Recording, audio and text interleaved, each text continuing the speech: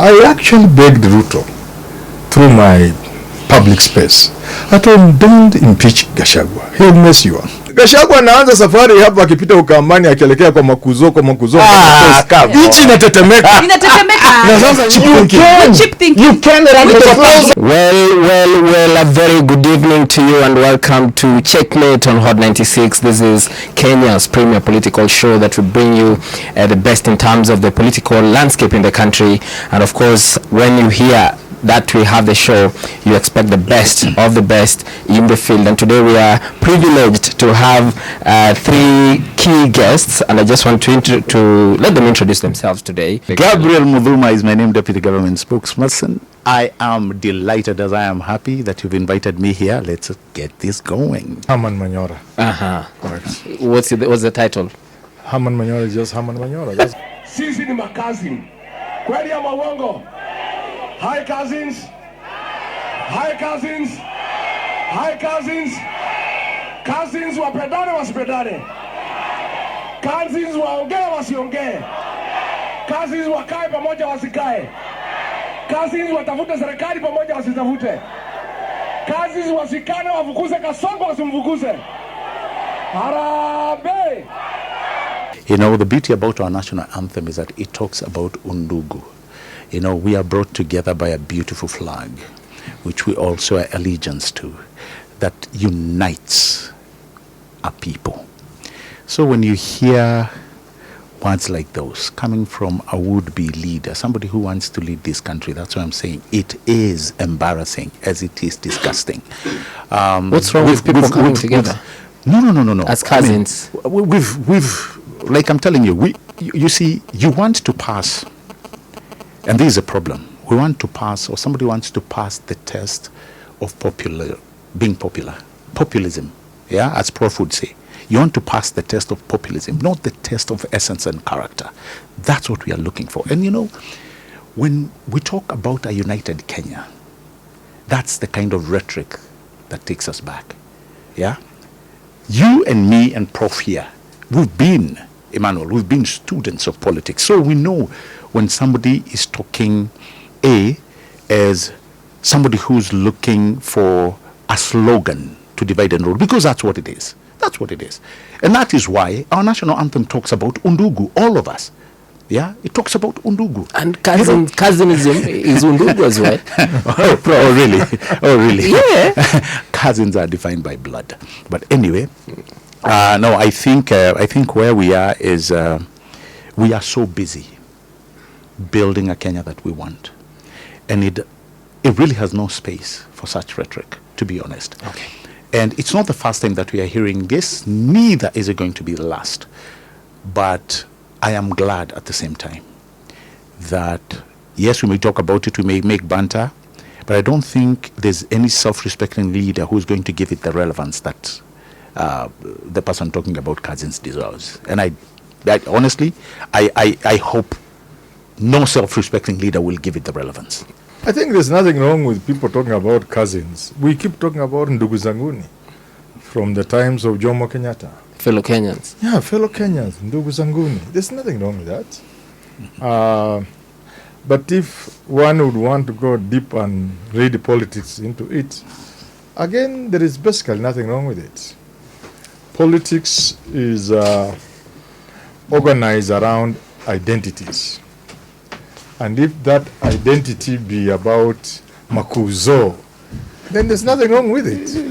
Yeah, politics is about identifying with certain persons, certain groups, and it works very well like that.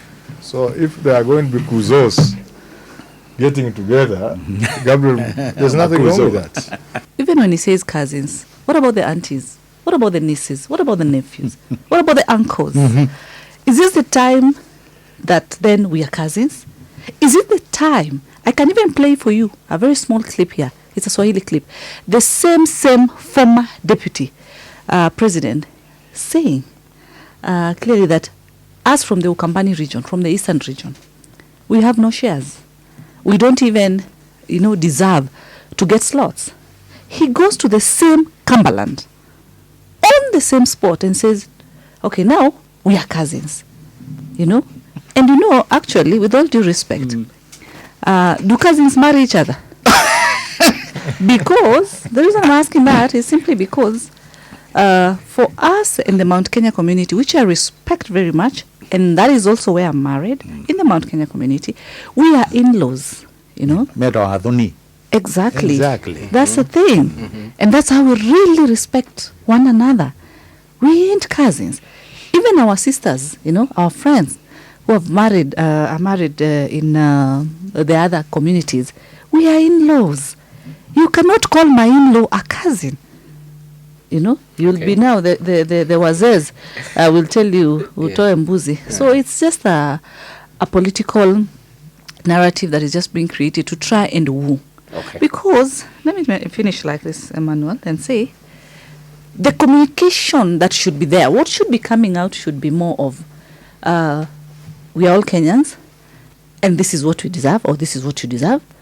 If we get into government, this is what we're going to do, A, B, C, and D. There should be plans, there should be programs of what they're supposed to do.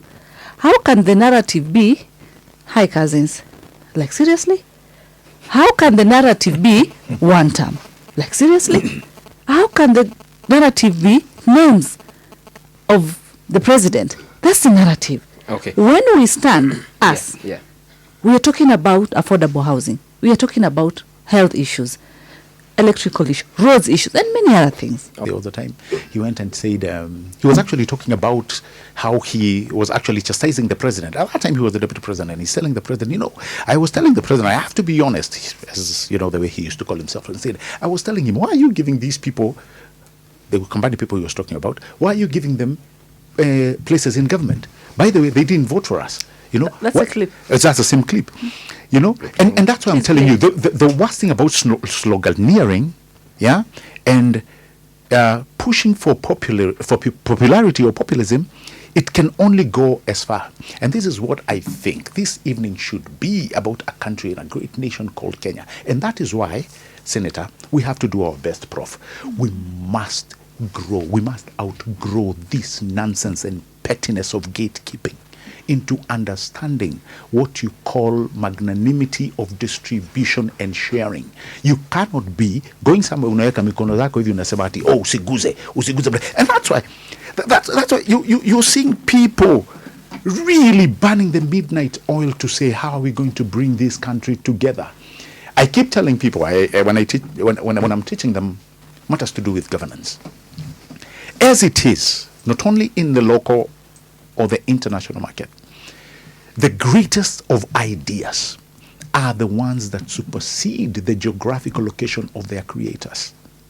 Right? Okay. Imagine it this way. You now have an iPhone, and this I'm giving you a good example, an iPhone in the remotest villages.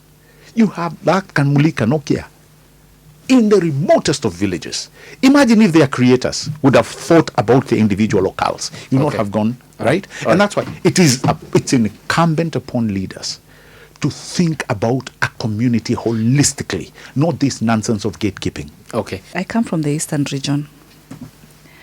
I've been there actually the whole of last week. And this is information that we are aware. This is something that happened. These are complaints that the former deputy president brought out. I think there must be another clip. It's only that I don't have it. That he said, "Sisi hatuna shares." This issue of shares actually started with the people of Ukambani. He said, whatever we gave the president was little. Hatuna shares, and he's even questioning in this clip. He's even questioning, why are we supposed to be given 2 CSs? Na hatuna kura. The question is, today, that's why we are asking, today is when he has realized that the people of Ukambani have votes. Is it when he has realized? Like, seriously?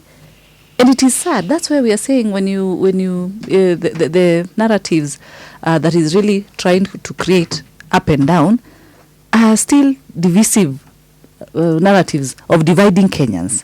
I think that clip, those two clips are actually saying nothing. Because really, nothing. I got nothing but love for you. Not what my two friends here are trying to really? bring out. First of all, he's wooing the Kamba people. He's part of government. At that time, he's with President William Ruto, the Gachagua, and he's wooing the Kamba people. There's no way you can look at those two clips and not fail to see what I'm saying. He actually telling them this, look here, you people. Look at what we are doing for you. Don't you see we are good people? You need to come to our side. That despite not voting for us, look at what we are doing. In fact, me, I was even annoyed that the president was giving you this. That cannot mean anything near what these people are saying. It's just a way of wooing people. You have 1.5 million votes. You need to join other Kenyans. And those Kenyans you join are us, William Ruto and I, Rigathi Gachagua. That's what you are saying. You So can't people read need to anything understand beyond the that. context. Yeah, that's the context. Because look here, take it this way. Yeah. You followed Raila when he's in Rift Valley. Yes. You're a newsman, and all of us are. These are politicians and what have you. You followed Ruto when he's in Nyanza before this broad something. How does Ruto talk when he's in Nyanza? How does Raila speak when he's in Rift Valley? How would Kalonzo speak where he knows is hostile territory? I don't think you can go and throw bombs at people. If it were to come out the way they are saying, you can face people in their territory, hostile territory, and tell them, you people, you are blah blah, you only have 5 million posts, you are useless, you are not worth anything. It's not possible. But Prof, Did Prof? It doesn't come out that way. Anybody who was there and me listening, I know. It is just normal wooing the politicians do. Normal rhetoric. All the time. Emmanuel, Just a moment. if wooing, if that's wooing, then what is happening now? Just a moment. If wooing, if that was wooing back then, what is happening now? Is he wooing them now? So that cannot necessarily say that this guy was speaking idly. What he was saying, I was telling the president, there's no way he can give these guys these yes positions. They never voted for us. Correct. As a matter of fact, the issue about shares, that was the grid line. That's not how it came comes from. out. No, that's it's not. You can only try to force it that way. Prof, but it's not me saying. I'm just listening, Emmanuel. Emmanuel, Have I used my words? I've not used my words. I've just quoted verbatim what the guy said. When somebody speaks, you look at the context in which he's speaking. You look at the people present, the people he's speaking to, and they can't be saying what the people are saying. Absolutely not. What was he saying, Prof? What he's trying to say, look here, you Kamba people, there are two issues there. The issue number one is the issue of we are a good. Ruto and I are good people. And Look, despite you not voting for us, We give you the we give you the seat. We are good people. Then he proceeds to tell them, look, your votes are 1.5. To say on your own you can be president through Kalonzo is a dream. And therefore, join other Kenyans so that even if you want presidents, it is with other Kenyans.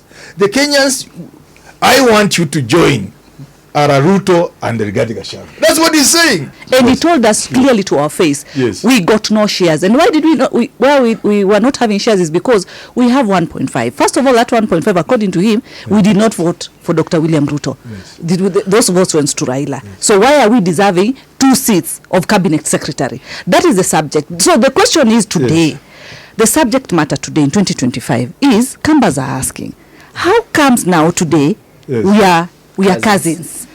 We gotta Okay, make good South. friends. Now with our 1.5, hold it. Yeah. With our 1.5 now, Yes. we can make presidency. You are kuzos. Yeah? We are now Kuzos.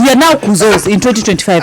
Just a few months ago, last I don't know why year, you we are were making not. fuss out of a very small matter. It is not a small matter. It is not anything. It is No, no, a no, no. lying matter. He is lying to Kalonzo. He is just trying to see how to put him in the box no, no. and all that. And- That is what he's trying And to Senator, do. what we really have gone through let me call it a treacherous journey to try and unite a country. We know where we were 2007. Even though you have people who are starting to bring that narrative back, we don't ever want to be there.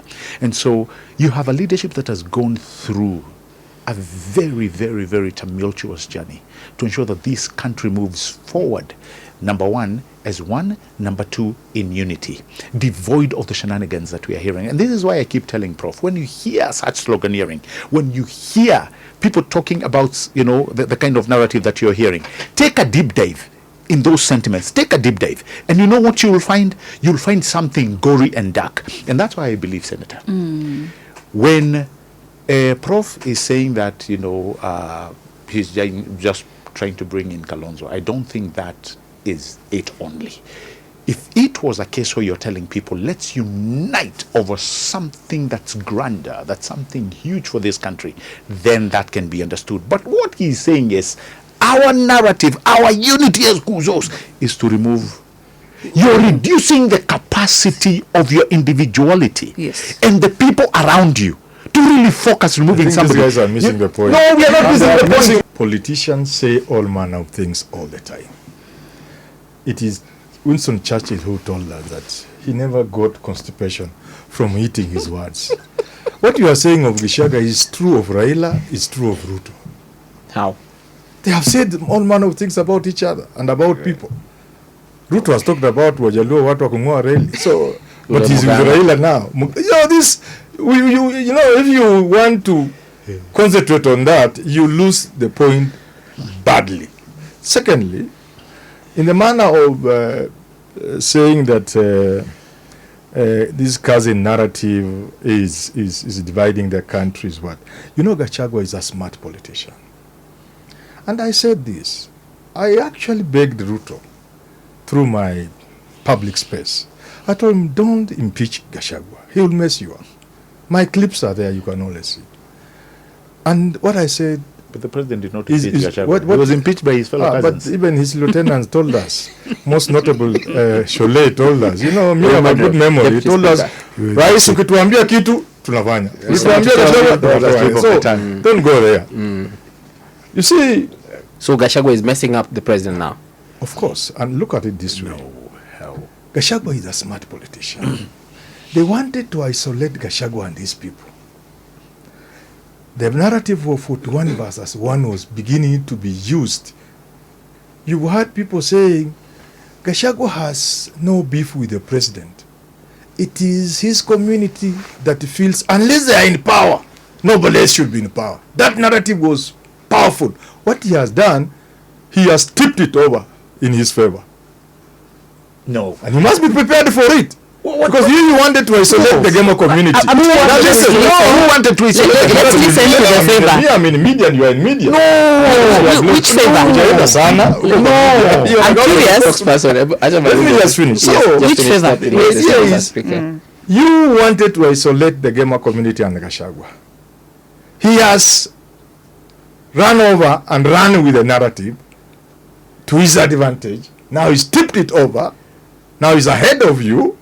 Now he's mobilizing another section of the country. Ruthlessly, so that you have 41 versus 1 that was going to isolate Gachagua and the Gemo community is fallen flat. No, Prof. And that's what I'm saying. Prof, that's why I say this is a tough politician. When you talk about the narrative, yes, because that's where I wanted to understand. When you say they have a narrative, which narrative is this? Because from where I see it, the narrative that is there, Prof, is one term. Kasongo, cousins. Those are the narratives, Kaongo, and all those name calling. Today, actually, when I was in church, I don't know if when the news came, that part came, I even asked, as leaders, we are parents, and I've asked, these insults that we are getting on top of the roof of the cars and insulting leaders, what do you expect when you go back to your household? Will this kid not insult you? That aside. But my concern is when you say Gachagua has a narrative, which narrative is that? I would want to understand. Because what Kenyans want to hear right now is matters economy. Is how, the country is going to move forward from where it has been. All the challenges, And also, William Ruto is working so hard to accomplish the manifesto that he promised Kenyans. When we've been doing this women economic empowerment, when they stood up on the roofs, they said, hii pesa wanatoa wapi? Where is this money coming from? Correct. A very simple, straightforward answer. William Ruto is employed, has a salary. Those MPs, they have their salaries, they're the ones coming. And why are they doing that? Because those are the same promises that were promised during the campaign period when we visited all these groups and tend to understand what do, people need economically, because different regions have got different needs out there. Okay. So it is through that that now these programs are ongoing. But when they are ongoing, it is negated. When they are going, how can a whole leader, for Christ's sake, we've been trying to talk about issues of corruption, and a leader stands up and says, you know, when this person comes and talks to you, you need to charge him. Is that not corruption? What will your kid tell you tomorrow? They say, if I have to listen to that teacher, if I have to do my homework, you have to pay me.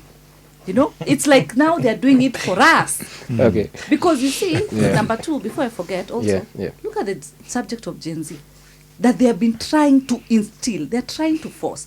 They're saying, I don't know, is it June 25th or which date? Yes. It's going to be a public holiday, Gen Z's. Okay, at least the other time Gen Z's came out because of the issue of the finance bill. Fine. This time, when you're telling them to come out, they're coming out for what? What exactly? And I appreciated Gen Z that time because they were very articulate. They were able to have conversations. You could listen to as much as some of them were not really, but they were really articulating very well. And we were able to listen, and that's why finally the president didn't understand. But that aside, what is it now that you wanted to tell other people's kids to get into the streets? Where are your own kids? Where are Kalonzo's kids? Where are Rigiji's kids? Where are they, for Christ's sake? Okay. Their job, they're in different countries, working and all that, and life is moving forward. Thank you, actually, Senator. You're right. Totally. We used to talk about how the politics of isolation. And Senator, you know what used to come up through and through was if you want to really isolate a people or a community, the first thing in politics, when you're in power, number one is development, keeping their people out of, what people has perceived as plump government positions, and things that deal with matters, tangibility of money and resources. So when Prof says that Mount Kenya is isolated, I can't swim in that current, because if you look at the number of people who are in this administration, when you're talking about whether it's PSS or CS positions, I don't need to tell you who they are. If you look at the economic balloon that region has received, matter of fact, I can give you an example. Just the other day when the president was talking about getting 35 billion shillings for roads for this entire country, 15 billion. Almost half of it went to that region. Are those people who look isolated? Are those people you can isolate? No. We had a problem with one individual because of his gospel.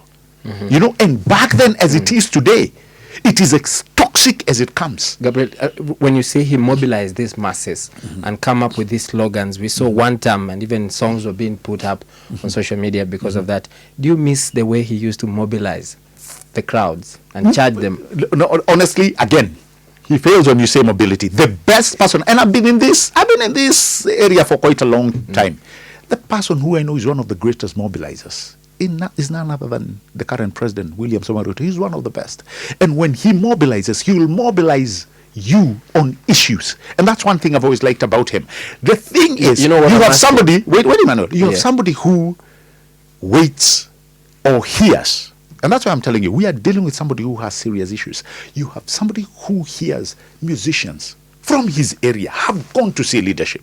They are deputy president, for crying out loud. Gachagua is a very smart politician. What is smart about telling artists not to go to the government? What Gachagua is doing is playing politics. Pure and simple. If you go, his opponents must play politics while at the same time run government. And again, if they get confused and mix the two, they will come out looking bad. Gachagua is succeeding as a politician. You cannot ask me whether he's succeeding and in what. Have you seen the sort of excitement he's causing on the ground? Who would have known Gachagua would take coast by storm? Look here. Don't live in denial, my friend. Do not live in denial. And I'm really very unhappy with the government spokesman because he's being unfair to the president. I'm not being unfair. You are being unfair to him because it's people like you that block leadership from seeing what they should see to make the necessary changes and the necessary moves to achieve what they want. Like they are misleading the president. Because Gachagua anaanza safari hapa akipita Ukambani akielekea kwa Makuzo. Nchi inatetemeka. Na sasa nyinyi mnakataa. Stop using heavy words. You're using heavy words that have no... Emmanuel, okay, let's play that clip. Yes. I hope you have people who listen to you. Yes, they're listening. You have the numbers. Questions here already. You have the numbers. Yes. Then people have the numbers. People are going to say, Manyora, you are helping Ruto. No. Actually, and I want to repeat to you slowly so that you get it. What I have said is this. People are building the narrative that was aimed at isolating Mount Kenya. People. Which people? And they have stated it.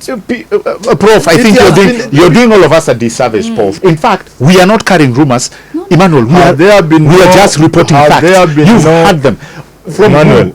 Yes. The person carrying that narrative, is the one who's going with the banner off. He built a narrative and said, he built a narrative. And there's a man who's a weird spokesman. And it's a little bit weird that our good friend here is supporting that narrative. He said, we have been government spokesman, and therefore you better listen more than talk. Then you'll be overused to the system. I speak. You see, you and I have been in this space for a long time. We have, Prof. You know what I'm talking about. There have been leaders in this country who have made utterances aimed at isolating the Gema community. Political leadership. I don't want to mention names. The most prominent was in Western Kenya. And even Gachagua has alluded to this, and you know them. People who have said repeatedly that there's nothing wrong with the president's government. There's nothing wrong with the Kenya Kwanza government.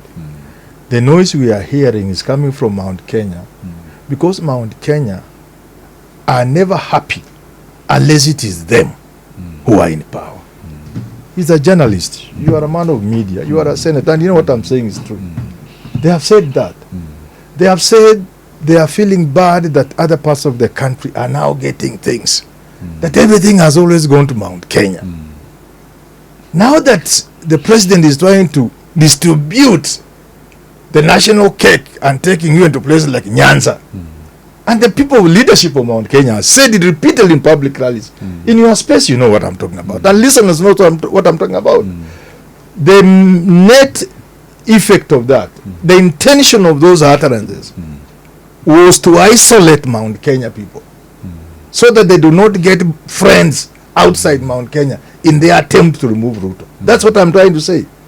Now I have gone ahead and said you must take this Kuzo narrative seriously. That's a skewed narrative.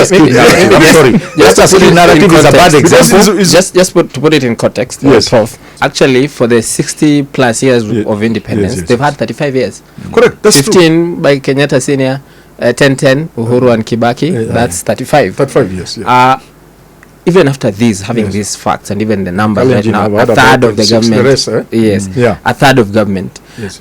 Do you think that will affect in any way the voting patterns in 2027? That the Mount Kenya region will say, okay, let's be reasonable, we're going to give it to President Ruto another term. Emmanuel, what people are saying and the impression they got, and I've talked about it, when Gachagua said he was going to run, I came out and said, you are messing the opposition. Because one of the things that has held the opposition together is the almost accepted fact that the Mount Kenya people this time round would not run. They are going to support somebody in the opposition. That's what I've said. No. So to answer your question, therefore, if it's a question of fairness, if it's a question of fairness, the two communities who have been in power since independence have had more than their fair share of leadership. It should be somebody else. Okay. Ask the senator what she thought when Kalonzo told a Kikuyu journalist his name betrays him. That was Kennedy Moreithi. Your name betrays you. Yes, I think at that time, because of the issues that were there when he was in government, because that happened when Rigiji was in government. And I think because of the political temperatures that were rising and all that, it was purported that they are not really supporting him. So there's that element of the betrayal factor. Okay. This is the point. I'm not a musician. I wish I could sing kidogo. There's a Swahili song that says, let me not sing but just do the lyrics. Akiwa ndani ananung'unika, akitoka nje ananung'unika, kisha anasema sisi, you know. Now, when he was inside the government, it was what suited him at that particular time. And most of these issues, you know, he was not really coming out, he was not really speaking. But apparently, what is more sad is that when Rigiji is out of the government, we've not really had any exact narrative, any exact, what do you call, plan or proposal, their manifesto. I heard them say that when they get into government, they're going to remove the affordable housing. Right. You know, what we're being deducted. Now, Prof. Yes. I know you're blessed. You know? I know you're blessed. Yes. Thank So God. you must have a big mansion. No, I don't. You have your I don't. big house. No.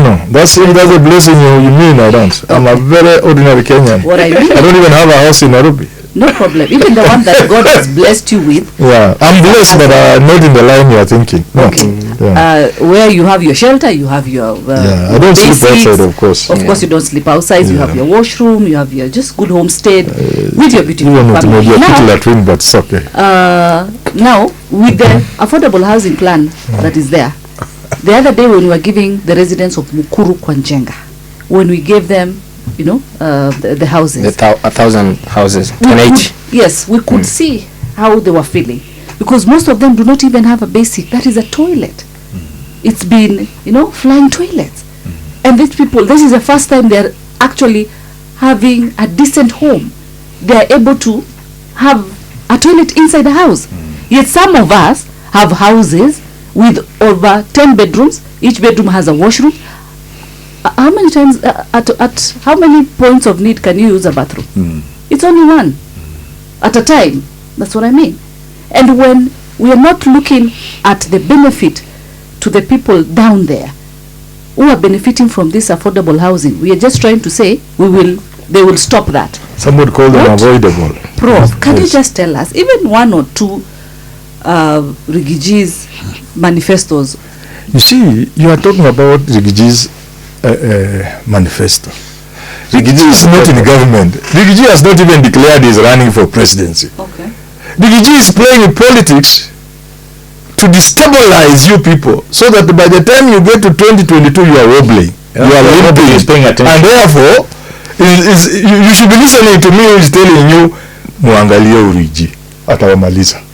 This is a smart he's a dangerous politician. Actually, the word is not smart. Rigiji is a dangerous politician. A friend of mine said that narrative. a friend of mine called John told me, he was saying, you can have many enemies. Let Rigiji not be one of your enemies. Don't run against Rigiji. He will destroy you. And, Now, on the issue of housing, this issue of housing makes me sad that I'm an African. It makes me sad that I'm a Kenyan. When you have a population of 50 million people or thereabouts, more than 20 or so, 30% adult population, when you have over 80% of Nairobi population living in places that are not even slums, you need a word for it. A slum is better. What is in Mukuru Kwanjenga is not a slum. You need a word for that. When you have that kind of problem and you celebrate the construction of 1,000 units, 13,000. listen, please, I'm talking. Government. When Raila and the Kibaki came up with the Kibera project, I think is it BBC or something, and I said, you see, Kibera is the biggest slum in Africa. At that time, people were saying it, I don't know how many, almost 1 million people, of course. The figures are exaggerated. Now, those houses that Kibaki and Raila put up in the place we call Raila Village, even if you are given 100 years at that space, at that pace, and assuming you hold everything constant, the only thing that's happening, people are dying, but nobody's being born. Nobody's being born in Kibra, and people are dying, but nobody's being born. So the population you have, hold it constant, and they construct 2,000 houses in 2 or 3 years. Even if you are given 100 years, you will not house those people. That is the sort of stupid thinking that is killing this country. Botswana is a population of 2.5 million senator people. The president, there's this clip doing the round, this man in uniform, the new president. He's saying in 2 years, Botswana is constructing 100,000 houses. The idea is nobody in Botswana will live in Botswana without a house. A country of 2.5 million people. The target is 100,000 houses in 2 years. A population of 50 million people, you want to do, I don't know how, what are you talking about, Mukuru? Let me finish, please. That is the sort of thinking, if you can call it thinking, that will ensure we cannot survive as a people. Petty thinking. We need big thinking to lift a country up into prosperity, not this kind of pedestrian thinking. Okay. In terms of those regulations, the law provides that the housing levy money will be used to build houses, but it will also be used to construct markets, schools, police stations, and so on. That's the law. What the parliament is doing now is to coming up with regulations to enable that law, to operationalize that law. Now, what the framers of the act had in mind was, if you put up an estate somewhere, Correct. of 3,000 units, or say like the one you are now saying is very good, 1,000. If you have an average family of 4 people, how many people are in that estate now? That's 4,000 people. Surely you need a market for those people, for that estate. You need security, and a police station may be a good idea, or a police post. You may need a nursery school, a primary school. That is what the law says. The crooks now are saying the money will be thrown into constituencies, so that you put up a house in Bukuru Kwanjenga, but its market you go and construct it in Amisi. What kind of thinking is this? You people, you know you are destroying this country. No, that's not what You are destroying this country. You are destroying this country. Let me come. Go to Ruto. Look at the houses. Right now, in Makuyu, look at it. Right? No. Wait, you know the population of Nairobi? No. Prof, what's the population of Nairobi? It's almost 10 million. Yeah, let's say 4-5. Listen, 4-5 million, with 80% of the people of Nairobi living in slums. If you put up even 13, this is what I said. We've listened to you. Allow us to. When President William Ruto came into power, the first thing he realized was we needed to fix something. I am glad that we're talking about housing. And I'm glad Prof is sharing, even though a skewed insight. He understands that we cannot continue doing this business as usual. We may disagree, Senator. We may disagree on how it is being done. But one thing remains supreme, that we have a problem with housing in modern Kenya and in modern Nairobi. When statistics say that by the end of 2035, 60% of the population will be living in urban centers. Decent housing. It creates a vacuum that you need to move with speed. All right? And this is why I was saying, Emmanuel, when you come to contact with knowledge, the next thing, Senator, we expect out of you is transformation. Correct. And that is what the president will. Albeit the fact that we may say we are a little bit slow. We have a deficit of 250,000 houses per year. But let me tell you the reason why I'm so happy. We are heading in the right direction. Prof may be talking about small thinking. Prof may be talking about, that's small thinking. You can never build. You can never. If I can point to you the amount of misdirection leaders have been shown. Okay. And yet they persevered, and they lived to show their detractors that it can be done. I can tell you, Prof is leaving in the 4 years. Kotu is saying, this is the statement that Kotu sent yesterday, that if there were any consultations, we will never have agreed to the affordable housing levy being used to build amenities and infrastructure that are already budgeted for within the national First of all, let me tell you this. As a matter of fact, there is a letter that exists. I can give it to you. And Senator, I'm glad Senator knows. There's a letter that exists that the PS Housing Hinga wrote and included one of their members as a director. Correct. Yeah, I know that Samson is called Hinga. Yes. He was part and parcel. Remember what governance issues. Exactly. So that issue of they are not involved really. The government, let me tell you the beauty about government, the government talks in letters. What Prof has said in the last part, in terms of, it is important when you put such huge, units, the houses, the population increases. When this population increases, these people need to go shopping. These people need hospitals. People also need schools for their children. Yes. A police station. When was the last time whenever did you step in a slum called Mukuru? Me, I've lived there. When did you step in the many other slums that are in this? I've lived in Mukuru, I've lived in Kware, I've lived in Kibra. If you've lived there, Prof, yes, today you would understand I do. These people need these houses. I do. Now, the concern that I see you but address what I said. I'm coming address what I said. I'm coming there. So that we are logical in our discussion. Correct. Is then the how factor. How do we achieve this for 50 million Kenyans? Yes. A very important question. Answer that now. When during Baba's Kibaki's time and all that, when they did the Kibra homes and they didn't go far. Why? Because there was no plan. There was no strategy. Where were they to get the money? So now with the new law, there's the 1.5 as Toa say, 1.5 from employer and employee. That's where the money is coming from.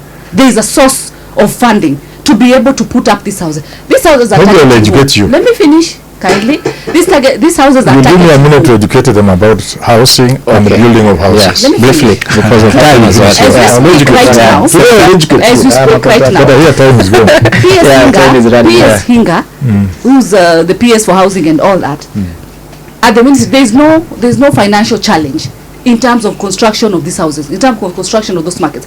And let me make it clear, those markets are not being built outside. What is happening if they go to a county like Kitui County, for example? What they need is government land or land that can be available, and then they put up those houses and put the market and everything within that particular. Okay, but President, there's still 260 markets going on. Those 260 are not linked to houses. Those are different. Come on. They are not linked. Budget. Yes. No. Play wall. The president. Yes, he has talked about markets within now the affordable housing, and there are other markets that are also being constructed. No, you can't mix the two. What do you mean you can't mix the two? What does it mean? Listen. No, I have not finished. I tried to ask from the beginning, what is the narrative, what is the manifesto and all this for Rigiji? Yes. And he's clearly put it that he has none. So what he's trying to do, you allow him and you're praising him in division. I'm not even praising him. I'm only helping you people to understand. Rigiji, let me ask you today. Yes.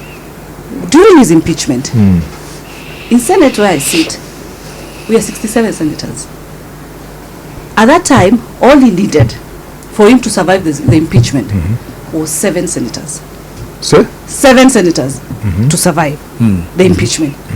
If he could not be able to bring these 7 on his side, what is he expected to do? We have a parliament in Kenya. Now, we have a parliament. We do. Yes, Senator. Which parliament? We do have a parliament in Kenya. Let's try to talk about other countries and justify how those, affordable housing and good housing, decent housing should be offered to them. Article 43 of the Constitution is very clear, in terms of what the government should be able to provide for its own people, up and including decent housing. I don't even go to South Africa and see how they are doing it. The social market, if you saw the market that was there, really, our women were selling their wares in the sun, right? Sitting on the floor, on the sun. Sitting, by the way, which is good. Today, all they did, there is the modern markets that we're talking about, and now they are this one that are matched. How do you differentiate? What do you mean how do you differentiate? Done by the national government. Actually, it's a county function, yes. Yeah. But now, how do you differentiate the markets which are being done by the national government, the ones the president is launching, and number three, the ones the counties are building? A market can be an amenity in that particular line. Then there is the national budget, the one that we talked about, of markets, standalone markets, and there are many. Distinguish. We need to have a situation where Kenyans have decent housing. We know people are suffering. I'm glad you go to where we are okay. You look at the slums and say, are we really living in the 21st century? But in the process of doing it, you must use your brain. Okay?